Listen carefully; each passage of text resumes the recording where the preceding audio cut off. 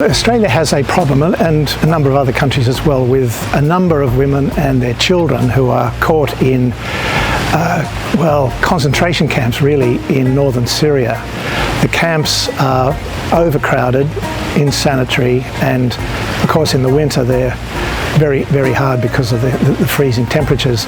Problem is a difficult one for the government because some of these women, the women have gone there willingly and have been enthusiastic supporters of the depredations of Islamic State. Others have gone unknowingly, really, not knowing what they're getting themselves into, and may or may not have been disillusioned by what's gone on. Others have been forced by their husbands to go and take the children with them, and those people are probably desperate to get back. In fact, a number of them have told the media anyway that they would be willing to sign commitments to be confined to their houses, to have restrictions on their communications with people outside their houses, as long as they can get back to Australia.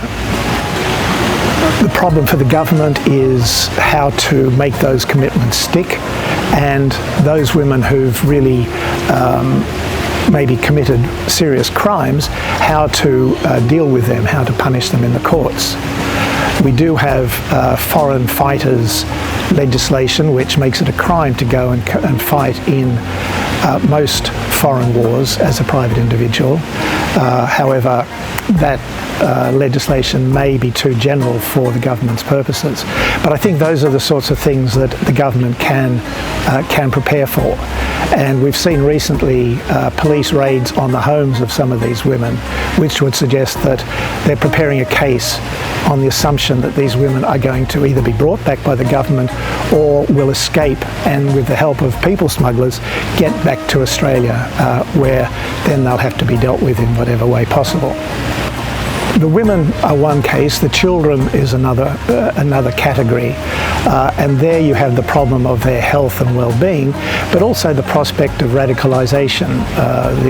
The kids are exposed to some pretty hard-nosed characters in those camps, and they are themselves suffering and will probably be looking around for someone to blame, and of course that could easily be the Australian government or Australia more generally.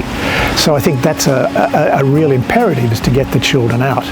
And of course the argument is, well, if you bring the children you have to bring their mothers, which I think is quite true.